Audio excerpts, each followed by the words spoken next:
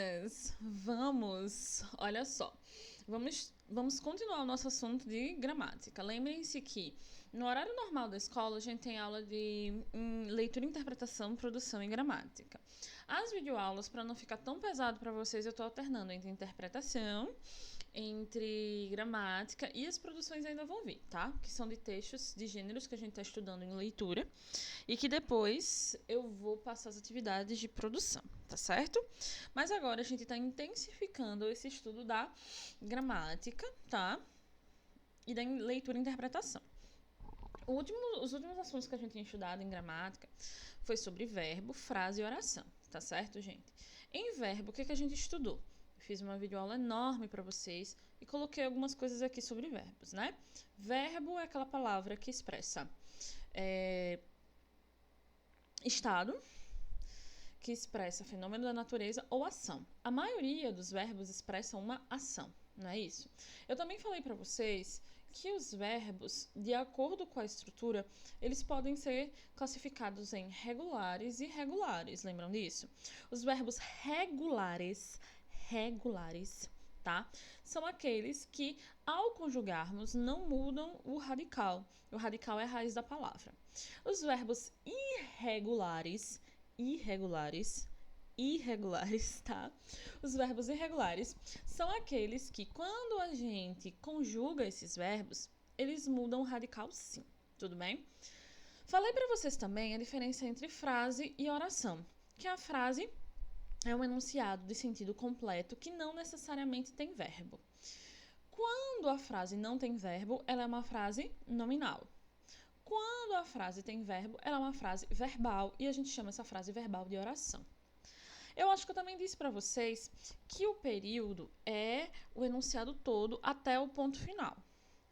E esse período ele pode ser um período simples, com apenas uma oração, ou seja, apenas um verbo, uma ação verbal, ou pode ser um período composto com mais de uma ação verbal, tá? No passar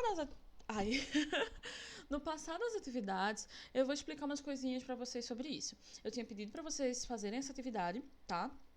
Essa atividade ainda é do módulo 1, mas é para fechar a parte de gramática do módulo 1, e eu já vou para o módulo 2, né, para o assunto de gramática do módulo 2. Em leitura e interpretação, a gente já está no módulo 2, tá? Mas eu acho importante retomar e fazer essa revisão, e é sempre revisando rapidinho o que a gente já estudou, introduzindo assunto novo, para que vocês não se esqueçam do que a gente estudou, né, e consigam estabelecer as relações entre o que a gente estudou antes e o que a gente está estudando agora, tá? Deixa eu colocar aqui o celular no meu livro, porque ele tá voando aqui. Ó, leia a seguir é a página 74. Quem não tem o livro pode copiar as questões, tá certo? Essa atividade eu já tinha solicitado como uma atividade de casa, então, via de regra, todo mundo já fez. Tudo bem? E quem não tem o livro, a professora não fiz porque eu não tenho o livro. Gente, avisem no WhatsApp ou avisem na Iônica. A gente dá um jeito de mandar as questões para vocês antes do vídeo de correção e explicação. Esse vídeo é pra gente discutir um pouquinho, eu aqui, vocês aí, tá? Corrigir o que vocês tentaram fazer, se tá certo, se não tá certo, tá bom? E explicar para vocês os porquês das respostas. Ainda hoje, além dessa correção, a gente também vai continuar discutindo sobre verbo e oração, tá bom? Vamos lá, sobre sujeito também, né? Eu lembro que eu acho que eu já, na última aula aqui de gramática, eu já falei sobre sujeito e predicado, né? E agora vai ter uma atividade sobre isso. Leia a seguir uma quarta capa de dicionário, porque essa atividade era sobre dicionário, tá? Ó, vocês vão ver que é o dicionário do Geraldo Matos, dicionário júnior da língua portuguesa, né? Que tem com vocês um dicionário júnior, o dicionário da criança. Só ele fala a linguagem da garotada e traz as palavras explicadas de modo simples e acompanhadas de exemplos. Painéis, no final do volume, apresentam ilustrações que ensinam e encantam. Um dicionário que coloca nossos pequenos leitores em contato com o mundo das palavras, de uma maneira direta e sem complicação. 27.310 verbetes, muito fácil de consultar e gostoso de ler. Não é preciso sair de uma página e procurar outra para saber o significado da palavra que você não conhece. Linguagem didática perfeita para crianças. Agora, analise os 2 enunciados a seguir retirados desta quarta capa, tá? Com vocês um dicionário júnior, um dicionário criança. Só ele fala a linguagem da garotada e traz as palavras explicadas de modo simples e acompanhadas de exemplos. Eu lembro que na última aula que eu falei sobre esse assunto, que eu disse para vocês fazerem essa atividade, eu até já tinha dado a resposta da letra A, né? Em qual desses enunciados há formas verbais, ou seja, tem verbo? Qual dos dois? O B, gente, tá? Qual é o verbo que tem no B? Vou ler o B de novo. Só se fala a linguagem da garotada e traz as palavras explicadas de modo simples e acompanhadas de exemplos. A gente tem o verbo falar e o verbo trazer. E a gente também tem 2 formas nominais dos verbos. Lembrem-se que a gente estudou, fez até atividade, eu mandei atividade, corrigi atividade sobre... Eu corrigi em vídeo atividades sobre infinitivo, gerúndio e particípio. Infinitivo, gerúndio e particípio são as 3 formas nominais do verbo, tá? Aqui a gente tem, além dos 2 verbos, fala e traz, a gente tem 2 formas de particípio. Explicada, que é o particípio feminino de explicar, e acompanhadas, que é o particípio feminino de acompanhar, tá? Mas a gente tem as formas verbais também conjugadas, né? Que é fala e traz. O enunciado que não apresenta formas verbais, que é o enunciado A, possui sentido completo? Explique. Vou ler de novo, tá? Com vocês, um dicionário júnior, um dicionário criança. E aí, tem o sentido completo? Dá para entender o que ele quis dizer? Dá, gente, dá sim, tá? Sim, tem sim um sentido completo. Pois, apesar de não apresentar forma verbal, fica explícito que é direcionado a crianças. Ou seja, mesmo sem verbo, a gente entende qual é o sentido desse enunciado. A gente entende que ele está falando de um dicionário de criança, não é isso? De um dicionário próprio para crianças, tá? E aí vem uma definiçãozinha, muito parecida com aquela que eu já dei na aula anterior sobre frase, mas essa já é a definição do livro de vocês, tá? Vou ler. Todo enunciado que dentro de uma situação comunicativa possui sentido completo recebe o nome de frase. Uma frase pode ou não apresentar verbo. Isso eu já disse para vocês. As frases não necessariamente possuem verbos, né?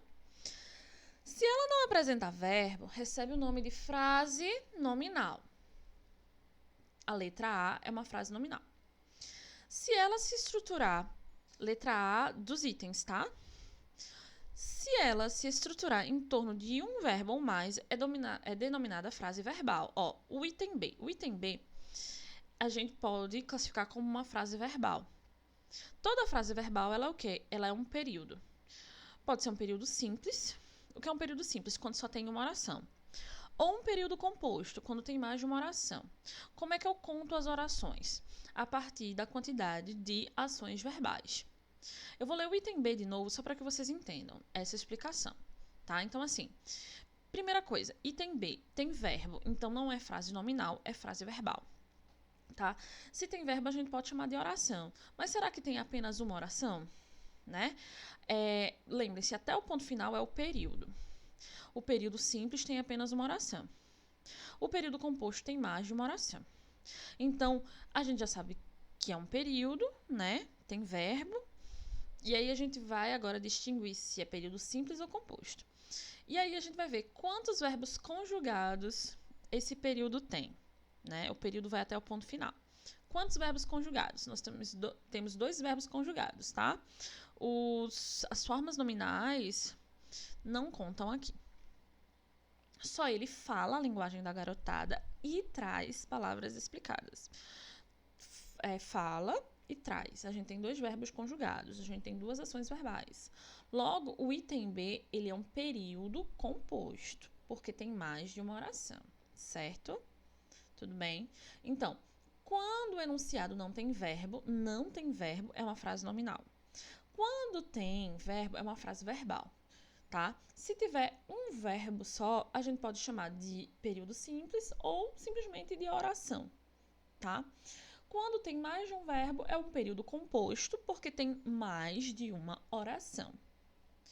No futuro, lá para o 8º ano, a gente vai estudar os tipos de período. A gente vai ver que existem períodos compostos, períodos simples, quando só tem uma oração, períodos compostos, quando tem mais de uma oração. E esses períodos compostos, eles são classificados em vários tipos. Esses tipos são classificados de acordo com o sentido deles, tá bom? Agora, leia a frase a seguir, também retirada da 4ª capa do dicionário. Painéis, no final do volume, gostei, apresentam ilustrações que ensinam e encantam. Gente, painéis, no final do volume, apresentam é verbo, tá? Ilustrações que ensinam e encantam. Nós temos quantos verbos? 3, não é isso? Então, nós temos o quê? Um período composto. Nós temos 3 orações e o esquema do livro já mostra como é que vocês vão separar, não é? Painéis no final do livro apresentam ilustrações. Isso é uma oração, tá? A oração que foi feita em torno do verbo apresentar. Que ensinam é a 2ª oração e encantam é a 3ª oração. Tá? O período, a gente só tem um período aqui, que o período vai até o ponto final. Só que esse período, ele é composto. Primeiro, é uma frase verbal, porque tem verbo. Segundo, tá? Tem mais de uma oração, tá? Porque tem 3 ações verbais, ou seja, é um período composto. Quantas formas verbais há nessa frase? Quais são elas? Nós temos 3 formas verbais. Apresentam, ensinam e encantam, tá? Essa frase é formada por 3 orações. Qual delas tem sentido completo e quais não tem? Gente, é o seguinte. Como assim, professora, sentido completo? Vamos imaginar que a gente separaria essas orações em 3 frases, tá? Painéis no final do volume apresentam ilustrações. Ponto. Vamos botar o ponto aqui e tirar o resto.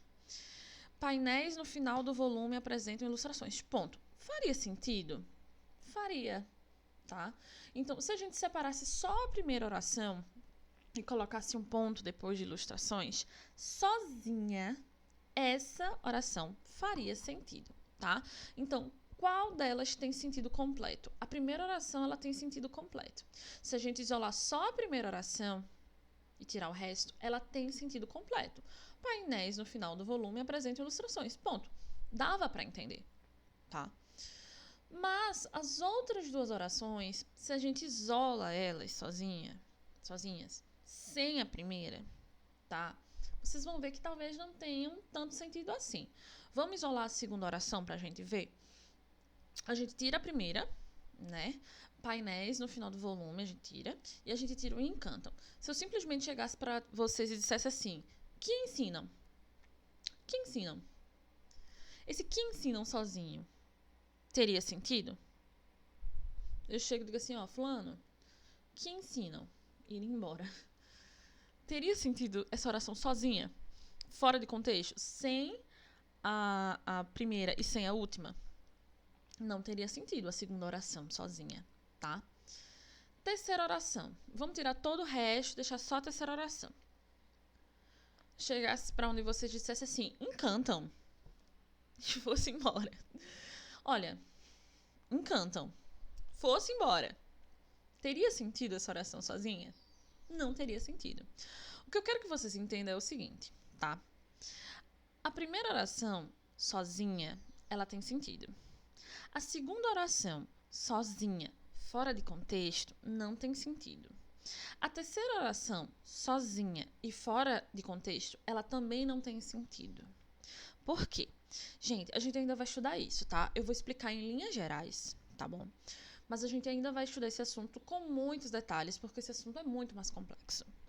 Como eu estava dizendo, quando a gente estuda período composto, que é aquele período que tem mais de uma oração, a gente vai estudar os períodos que têm orações independentes, que são os períodos compostos por coordenação.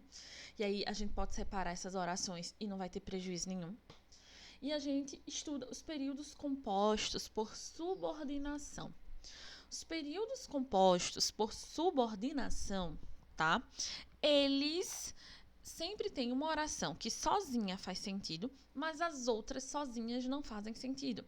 Porque essas outras sozinhas que não fazem sentido, elas são dependentes da primeira. É a mesma coisa que acontece nesse período, tá? Painéis no final do volume apresentam ilustrações, sozinha ela faz sentido. É a oração principal do nosso período. Que ensinam e encantam são orações dependentes, sozinhas e fora de contexto. A segunda oração e a terceira oração não fazem sentido porque elas são subordinadas, tá? Mas esse é um assunto que a gente ainda vai estudar e eu acho que é só no 8º ano, tá? Mas olha só, voltando para a letra B. Essa frase é formada por 3 orações, certo?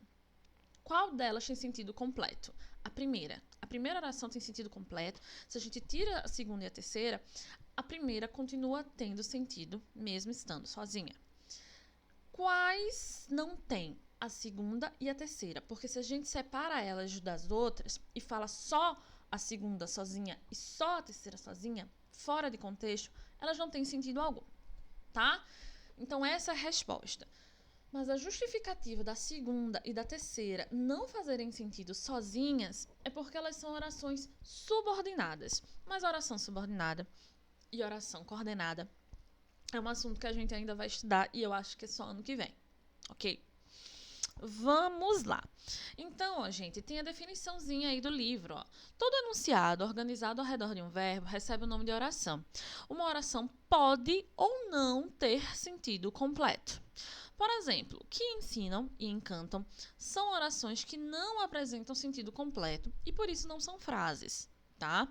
Já um enunciado como o professor marcou a data da prova é uma oração que possui sentido completo e, portanto, também é uma frase, certo? Então, o que ensinam e encantam sozinhos, eles não são frases, tá? Eles são apenas oração, tá?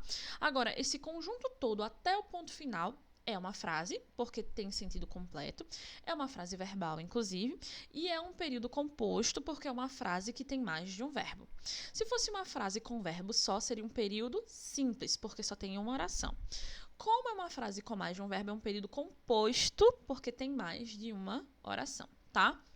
Nessa aula, lá no final, se a aula ficar muito longa, eu vou cortar em 2 vídeos. Se não ficar muito longa, eu vou deixar um vídeo só. Mas eu coloquei uma revisãozinha sobre sujeito predicado e depois a gente vai falar mais sobre essa questão de período simples e de período composto. É porque a gente ainda não está nesse momento do assunto, certo? E eu estou indo com muita calma, porque além da gente estar nesse regime de videoaulas, é um assunto bem complexo. Mesmo que eu estivesse dando aula em sala para vocês, é um assunto de gramática mais complexo.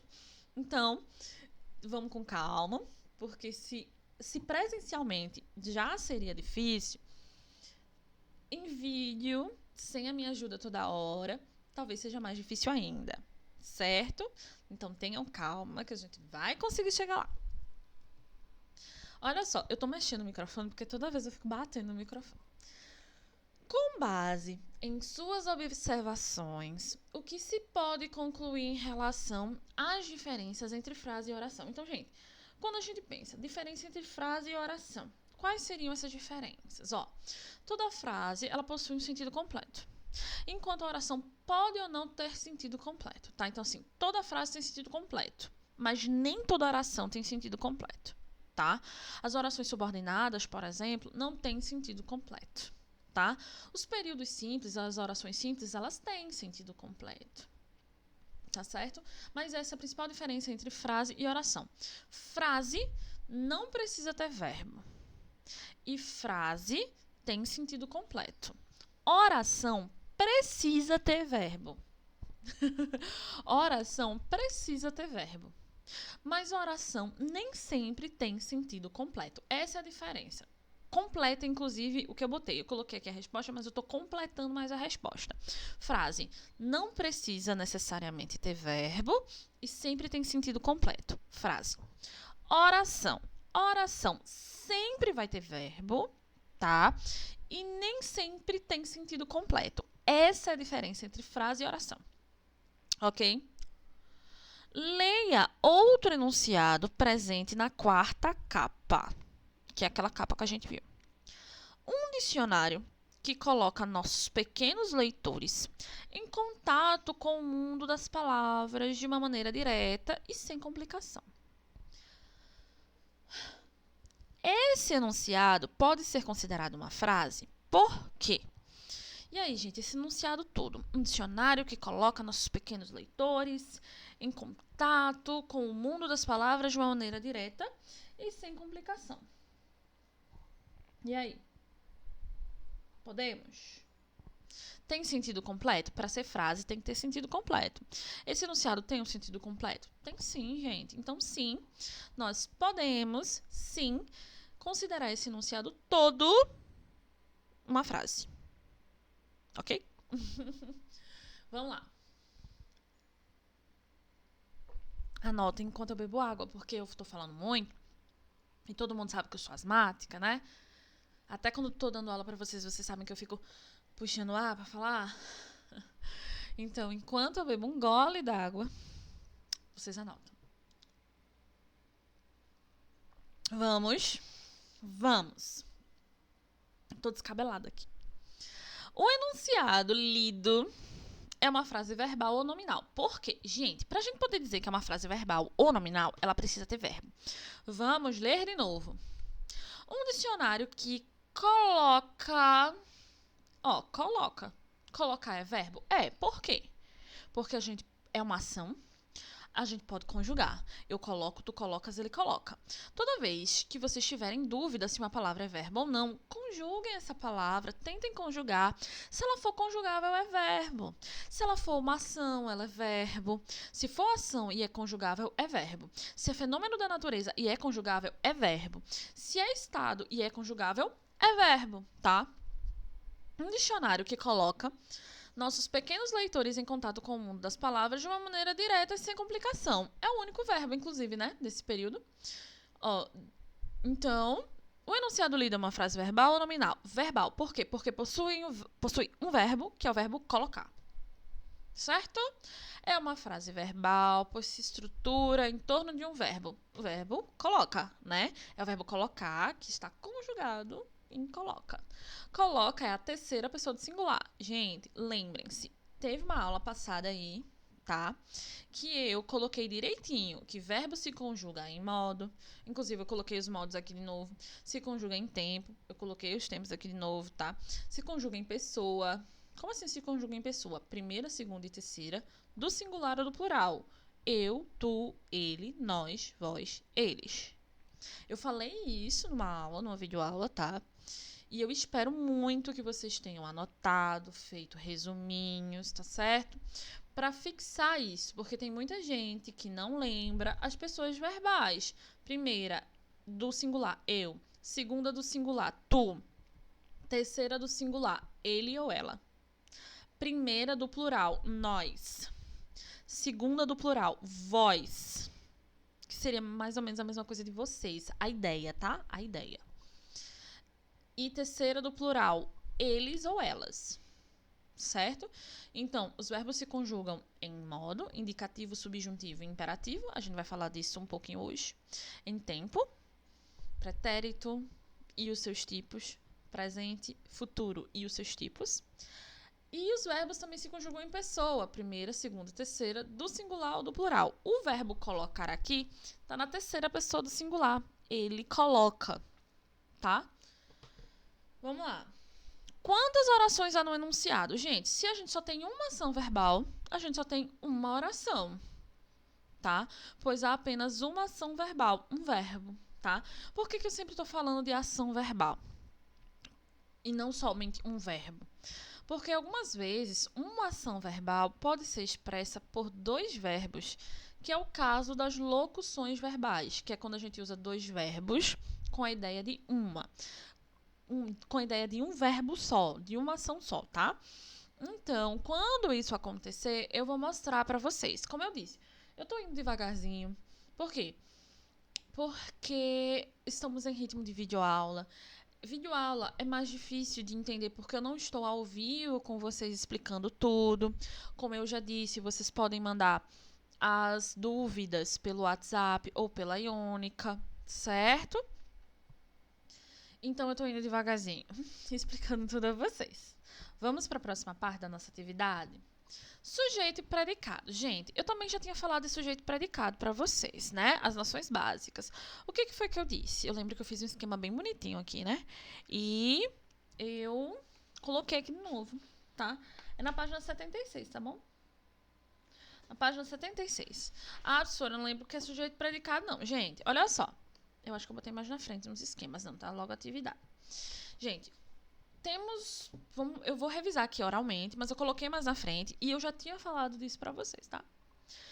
Vamos começar pelos períodos simples, aqueles períodos que tem apenas um verbo para ficar mais fácil ilustrar, tá? João comeu o bolo. João comeu o bolo, tá? Quem comeu o bolo? João, tá certo?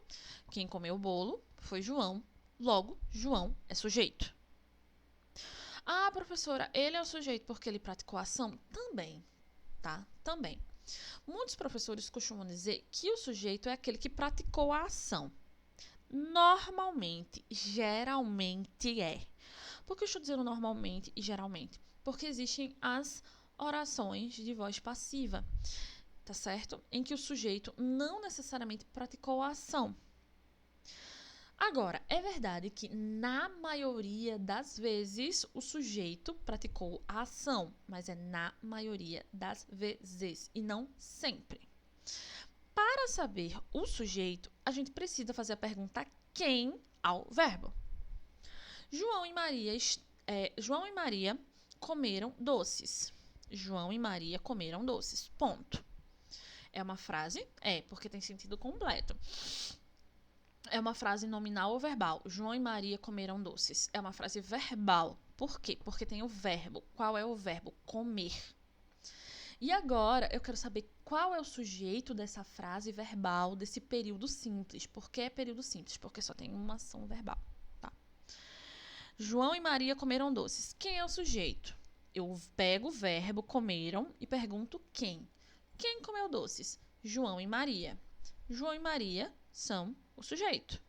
E o predicado? O predicado é tudo o que resta a partir do momento que a gente separa o sujeito. Então, João e Maria comeram doces. Quem comeu doces? João e Maria. João e Maria é o sujeito. Tudo o que resta dessa frase verbal é o predicado. Ok? Isso eu já expliquei em outra aula, mas que eu coloquei aqui de novo para revisar, tá? Mas como eu já expliquei em outra aula, eu tinha pedido para vocês fazerem essa atividade e não tinha corrigido ainda porque eu estava discutindo os assuntos de leitura. E vai ser sempre assim, tá? Algumas aulas de leitura, algumas aulas de gramática para não ficar tão cansativo. Ok? Vamos lá. Vamos ler esse texto? Vamos ler esse texto. Autor do primeiro dicionário português viveu na Muribeca. Olha só esse período aqui. Autor do primeiro dicionário português viveu na Muribeca. Né? Vamos analisar, né, essa frase? Primeiro, é uma frase verbal ou nominal, o título do texto? É uma frase verbal. Por quê? Porque tem um verbo, viveu, né? Só tem um verbo, não é isso? Então, se só tem um verbo, só tem uma oração. Se só tem uma oração, é um período simples, tá? Então, acompanhe o raciocínio. Autor do primeiro dicionário português viveu na Muribeca. Ok? Tem sentido completo? Tem. É uma frase. É uma frase verbal ou nominal? Verbal. Por quê? Porque tem um verbo, tá? E aí vai ser um período simples ou composto? Vai ser um período simples. Por quê? Porque só tem uma oração. Como eu sei, só tem um verbo, só tem uma ação verbal, tá? E aí eu pego esse verbo viver, né? Ah, professora, viver é um verbo? É, viveu, ó, tá até conjugado. Eu vivo, tu vives, ele vive, né? Eu vivi, tu viveste, ele viveu, tá no passado, tá? Eu pego o verbo viveu e pergunto, quem viveu na Muribeca? Quem foi que viveu? O autor do primeiro dicionário português. Então, o sujeito dessa oração, desse período simples aqui, é o quê? Quem é o sujeito? O autor do primeiro dicionário português. Ah, professora, é um sujeito enorme. Algumas vezes o sujeito vai ser grande mesmo, tá? Não sempre, mas algumas vezes o sujeito vai ser grande, tá? Então, quem viveu na Moribeca? O autor do primeiro dicionário português. Logo, autor do primeiro dicionário português é o sujeito. E tudo o que resta, viveu na Moribeca, é o predicado, tá? Eu coloquei uns esquemas mais na frente. Vamos ler o texto. O brasileiro Antônio de Moraes Silva, autor do primeiro dicionário de língua portuguesa, é literalmente um ilustre desconhecido. Nascido no Rio de Janeiro em agosto de 1755 e bacharel em Direito pela Universidade de Coimbra. Eu falei Coimbra, não foi? É Coimbra, tá? Ele viajou por vários países da Europa, mas encontrou pouso no Engenho Novo da Moribeca, em Jaboatão dos Guararapes. Antônio de Moraes mudou-se para Portugal aos 19 anos. Mudou-se para Portugal aos 19 anos, tá? Para estudar.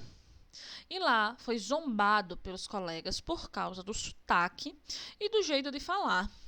Ele decidiu que iria se vingar de uma forma digna e acabou se tornando um profundo conhecedor da língua portuguesa.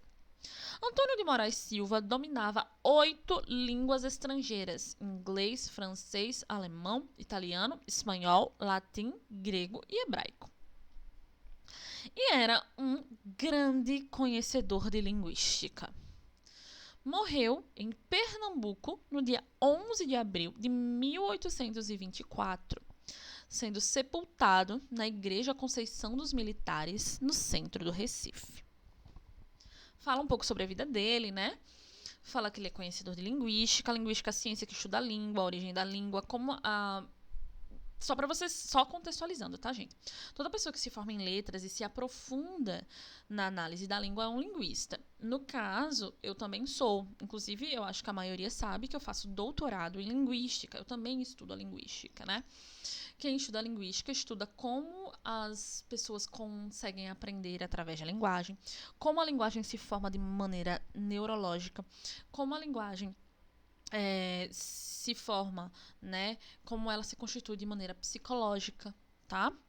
Como a linguagem ela se forma através do aparelho fonador, tá?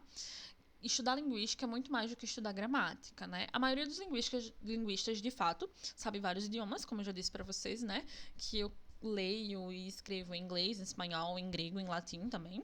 Mas o Antônio de Moraes me ganhou, tá? Então vocês já entenderam que esse texto fala um pouquinho sobre a vida dele, né? Ele foi o primeiro dicionarista, né? Aqui do Brasil, né? E por que ele fez isso? Porque ele era zombado quando ele foi para Portugal, não é isso? Ele morou no Brasil, tinha um sotaque brasileiro, e quando foi para Portugal, ele foi zombado pelos seus colegas que achavam o sotaque dele diferente, né? Por ele falar com sotaque brasileiro. Vamos lá. Ainda na página 76, tá? O que fez... É uma interpretação de texto agora, tá? O que fez Antônio de Moraes tornar-se um profundo conhecedor da língua portuguesa? Gente, o que foi que fez? Foi a vontade de se vingar de forma digna dos colegas que zombaram de seu sotaque. Ele ficou com tanta raiva de ser zombado que ele fez: eu vou conhecer melhor a língua portuguesa. Aí ele virou um linguista e ainda fez um dicionário, tá? Então, assim, como ele queria conhecer melhor a língua, saber se tinha fundamento ele ser zombado ou não, ele foi conhecer a língua, né? Ele fez: rapaz, o pessoal, né? Ele deve ter pensado: o pessoal tá zombando de mim pelo meu sotaque. Será que isso é correto? Será que isso não é correto? Como é que eu posso aqui explicar que eles estão errados por zombarem de mim pelo meu sotaque? E aí ele foi aprender a língua, foi aprender linguística. E aí ele virou um dos maiores linguistas da nossa história aqui, da língua portuguesa. Então, o que fez Antônio Moraes tornar-se um profundo conhecedor da língua portuguesa? A vontade dele de se vingar. Imagine, a vontade dele de se vingar fez ele ser uma grande autoridade da língua portuguesa no Brasil e em Portugal. Tudo isso porque ele foi bulinado na escola, tá? Em sua opinião, qual é a importância de Antônio de Moraes Silva para a língua portuguesa? Gente, é na opinião de vocês, tá? É lógico que eu coloquei aqui uma sugestão de resposta, tá? Mas é a opinião de vocês. Por que ele é tão importante para a língua portuguesa? Gente, ele fez o nosso primeiro dicionário. E fazer um dicionário é muito difícil, É muito difícil. Imagine você procurar grande parte, ou se não todas as palavras da língua portuguesa. Procurar o significado delas. A classe, lembrem-se que a gente já falou sobre verbete, né? Para organizar um dicionário, você tem que colocar a palavra, a classe gramatical, o gênero da palavra, a separação silábica da palavra, os significados possíveis da palavra, de uma maneira simples, entendeu? Não é fácil fazer um dicionário do zero. E ele fez. Então, ele é muito importante para a língua portuguesa por causa disso. Eu já trabalhei em edições de dicionários e é um trabalho, gente, de anos, sabe? Eu trabalhei num dicionário de uma outra língua, né? E é bem difícil fazer dicionário, não somente da sua própria língua, quanto da outra língua, né? Eu acho que o primeiro dicionário que eu trabalhei na produção dele, normalmente uma pessoa não faz um dicionário sozinho, é preciso uma equipe, são 4 ou 5 anos, pra gente conseguir dicionarizar todas as palavras, ou pelo menos 90% das palavras de uma língua. Você já imaginou? É muito trabalho. E pesquisar os significados novos que essa palavra tem, tá? A escrita, por exemplo, com a reforma da língua portuguesa, os dicionários tiveram que ser atualizados. Vocês já imaginaram o trabalho que atualizar um dicionário? Eu vou mostrar para vocês um dicionário que eu tenho aqui, tá? Vou mostrar para vocês. Olha esse dicionário aqui.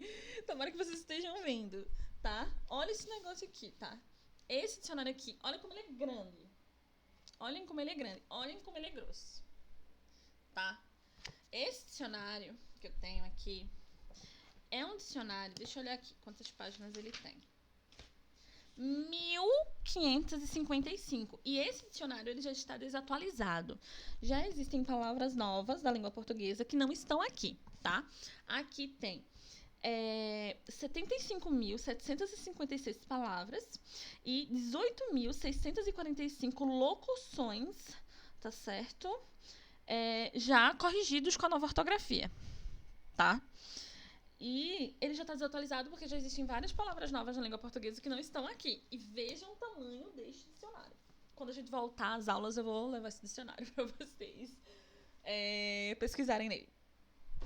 Então, percebam como o trabalho do Antônio de Moraes ele foi importante e difícil. É um trabalho muito difícil organizar um dicionário, tá? E na época dele ele fez sozinho. Hoje normalmente se faz em equipes. Em equipes porque é muito trabalho. Mas ele fez só, tá? Então ele é muito importante por causa disso para a língua portuguesa. Número 2. Releia este trecho. Vamos lá, ele. Antônio de Moraes mudou-se para Portugal aos 19 anos. Antônio de Moraes mudou-se para Portugal aos 19 anos.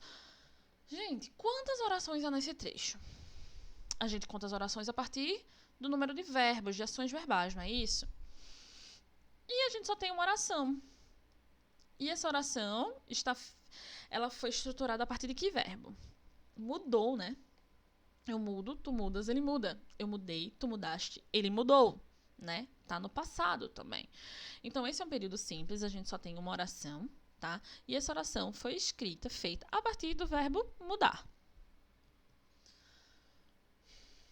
A respeito de quem se fala nessa oração? Deixa eu virar aqui a página, né? Porque já mudou a página. Eu tô com meu livro aqui ao lado, tá? Página 77. Quem não tem um livro, copia pelo menos as questões. Eu sei que o texto é muito grande, tá?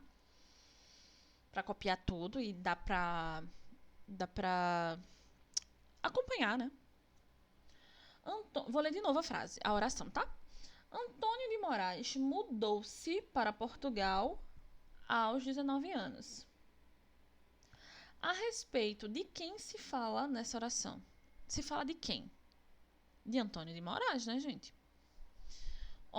Inclusive, a gente pode até fazer a pergunta ao verbo. Quem mudou-se para Portugal aos 19 anos? Quem mudou-se?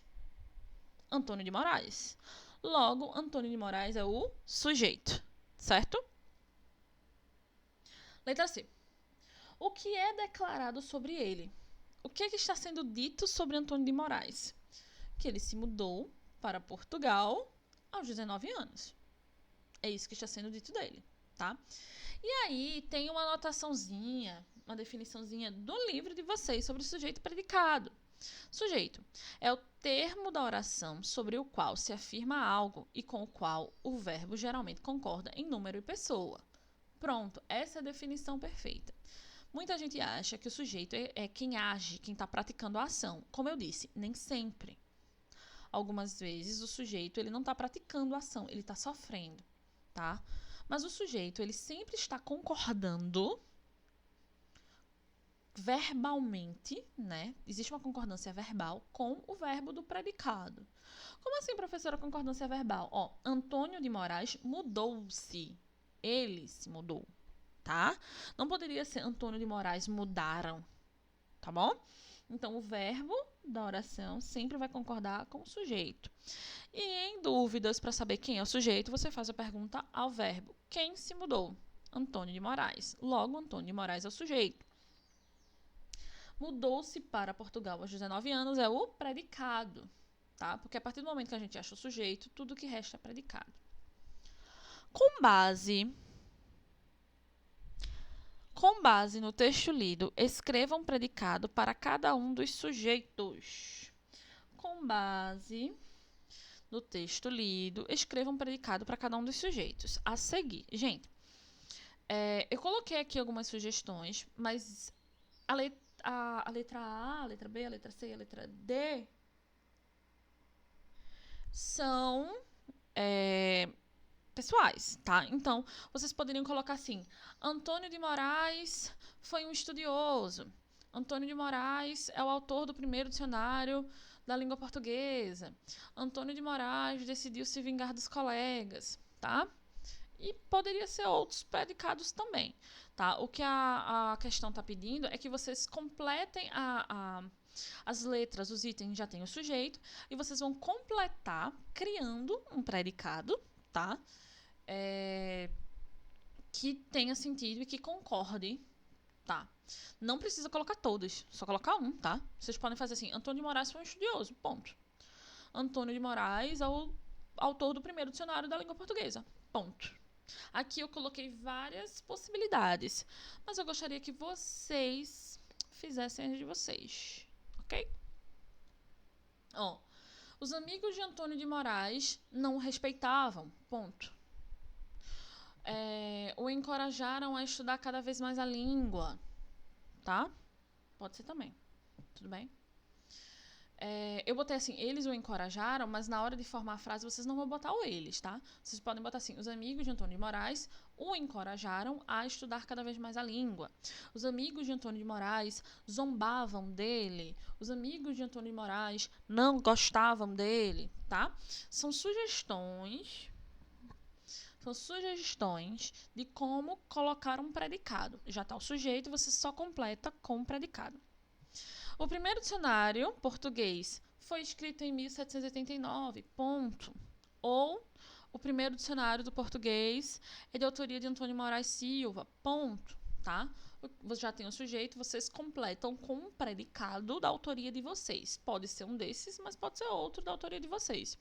O importante é que vocês concordem o sujeito com o verbo do predicado.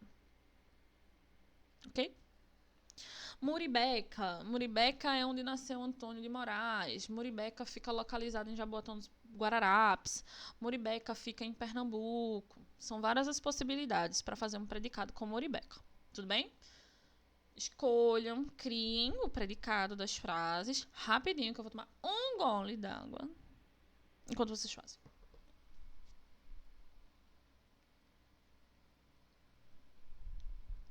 Dor de garganta.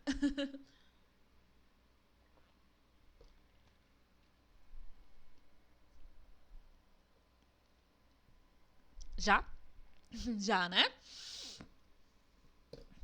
Dor de garganta, espirros e catarro, mas não é coronavírus, porque eu estou em casa, em quarentena, isolada, assim como vocês. Gente, vamos lá. Agora, releia o enunciado a seguir com o sujeito e o predicado em destaque. Agora, releia o enunciado a seguir com o sujeito e o predicado em destaque, tá? Antônio de Moraes mudou-se para Portugal aos 19 anos. Quem mudou-se? Antônio de Moraes. Antônio de Moraes é o sujeito, tá até separado, né? Mudou-se para Portugal aos 19 anos é o predicado, porque quando a gente acha o sujeito, tudo o que resta é predicado. Qual é a palavra ou expressão mais significativa de cada um dos termos da oração? A professora não entendi essa pergunta. Vamos pensar no sujeito. Pense só no sujeito agora. Só no sujeito, certo? Antônio de Moraes. Qual é a palavra mais importante desse sujeito? É Antônio? É o de ou é Moraes? Se eu dissesse assim, Antônio mudou-se para Portugal aos 19 anos, ficava ok? Tinha sentido? Tinha. Se eu dissesse assim, de mudou-se para Portugal aos 19 anos, só esse de tinha sentido? Não, né? Se eu colocasse assim, de Moraes mudou-se para Portugal aos 19 anos, tinha sentido? Também não, né? O que eu quero que vocês entendam é o seguinte. Dentro desse sujeito, Antônio de Moraes, tem uma palavra que é a mais importante. Que sem ela, talvez o sujeito não fizesse sentido. Essa palavra que é a mais importante do sujeito é o núcleo. O núcleo do sujeito é Antônio, tá? Ó, Antônio, tá certo? Tudo bem? Ó, qual é a palavra ou expressão mais significativa, tá? Deixa eu mudar aqui. De cada parte. Do sujeito, eu coloquei a expressão toda, tá? Antônio de Moraes. Tudo bem? Porque não é qualquer Antônio, é o de Moraes, tá? Mas Antônio é o mais importante aí, tá? É o núcleo do sujeito, inclusive. No predicado, qual é a palavra mais importante do predicado? É o verbo, tá? Toda vez que a gente tem um predicado verbal, tá? Quer dizer, deixa eu melhorar o que eu tô dizendo. Pra ficar mais simples a explicação, tá? Pra ficar mais simples, tá? A gente acha o sujeito, Antônio de Moraes, ok, o sujeito. O resto é predicado. Mudou-se para Portugal aos 19 anos. Nesse predicado, a gente vê que existe um verbo de ação, não é isso? Se mudar é um verbo de ação, não é? Mudar é um verbo de ação. Então, toda vez que no predicado a gente tem um verbo de ação, o verbo é a palavra mais importante no predicado, tá? Então, no sujeito, a palavra mais importante é o núcleo do sujeito. E no predicado, a palavra mais importante é o verbo. Imagina se a gente falasse esse período aqui sem o verbo. Antônio de Moraes para Portugal aos 19 anos. Sim, para Portugal o quê? Ele deu alguma coisa para Portugal? Ele voltou para Portugal? Né? Ele mudou-se para Portugal. Então, o verbo no predicado é sempre a palavra mais importante. Dentro do predicado, a gente separa sujeito e predicado. No sujeito, sempre existe um núcleo do sujeito, que é a palavra mais importante.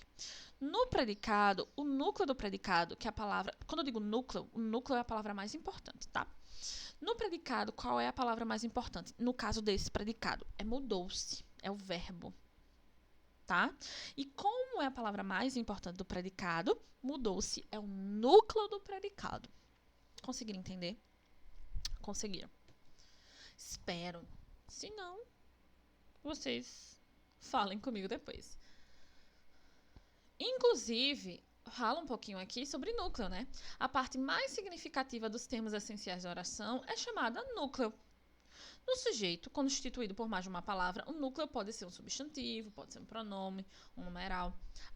Nas próximas aulas, a gente vai aprofundar isso. Núcleo do sujeito e núcleo do predicado, tá? Quando o sujeito é formado por apenas uma palavra, ele é a própria palavra é o núcleo.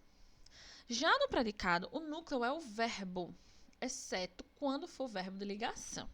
Ah, professora, como assim? Não entendi. Por isso que antes eu falei assim.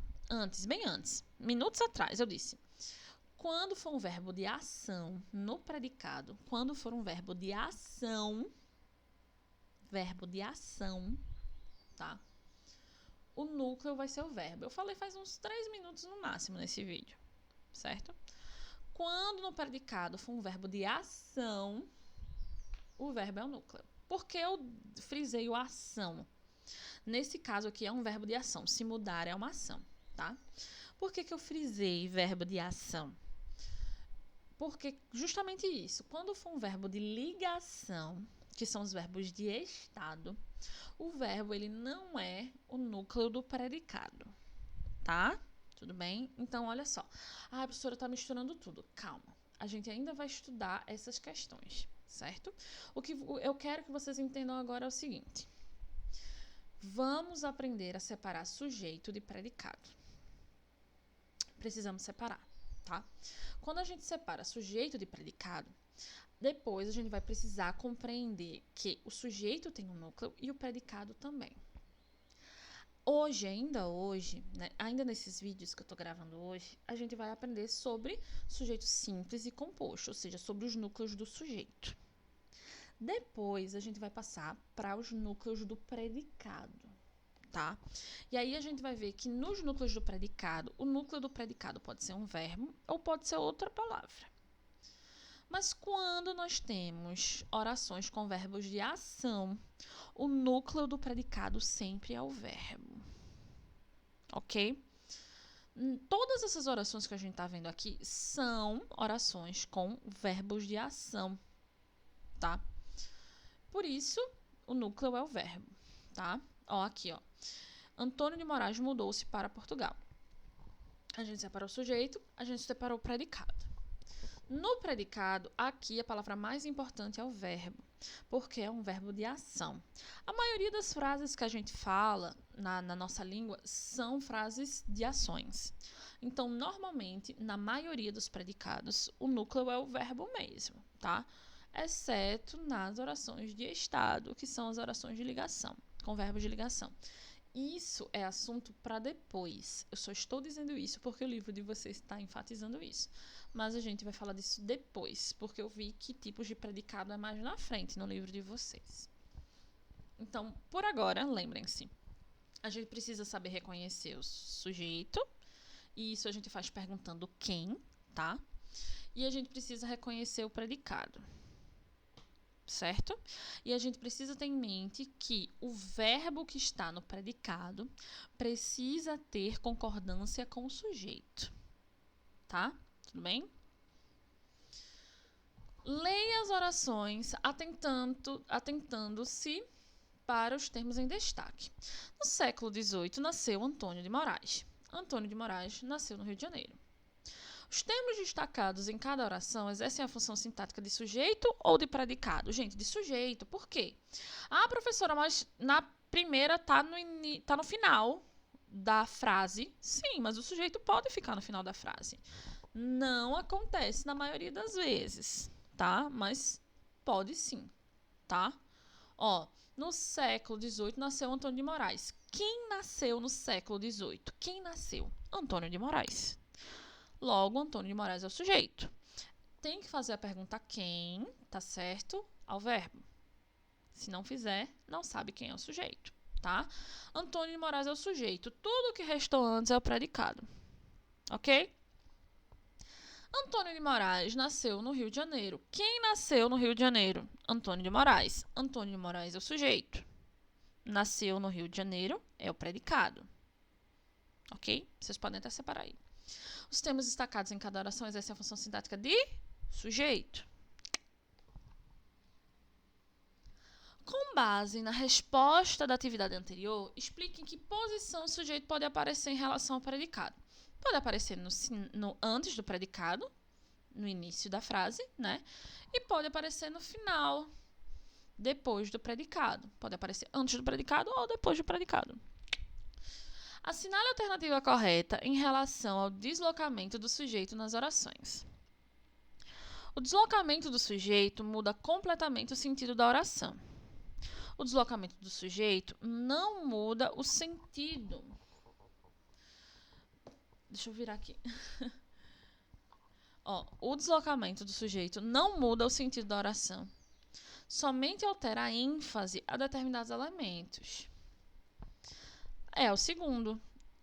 Tanto de um para outro, né? Tanto na primeira quanto na segunda, a gente conseguiu entender quem era o sujeito, tá? Existe uma anotaçãozinha aí do livro de vocês, ó. Quando o sujeito está no início da frase, dizemos que ela está na ordem direta. No No entanto, quando o sujeito vem depois do predicado, dizemos que a frase está na ordem indireta. Professora, não entendi. Deixa eu voltar aqui, tá? Para as frases. Ó. Ordem direta e ordem indireta. Qual é a ordem direta? Anotem aí, tá?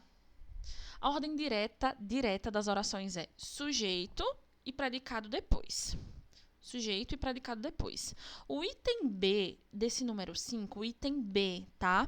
Antônio de Moraes nasceu no Rio de Janeiro. O item B está na ordem direta. Por quê? Porque primeiro vem o sujeito e depois vem o predicado.